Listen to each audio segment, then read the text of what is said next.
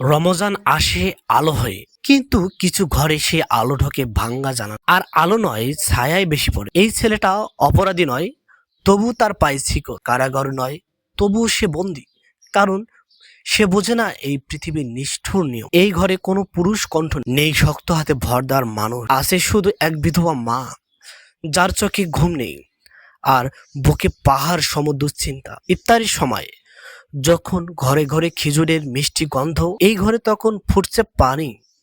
পানি তাদের খাবার, পানিতেই ভেসে গেছে তাদের ভাগ্য। আজান ভেসে আসে, এই ডাক শুধু আজানের নয়, এটা যেন এক অসহায় মায়ের শেষ আশার ডাক। মা নিজেই ইফতার করে না, কারণ তার ইফতার শুরু হয় ছেলের মুখে এক চামচ ভাত তুলে দিয়ে। এই শিকল শুধু লোহার নয়, এটা দারিদ্র আর অবহেলার শিকল।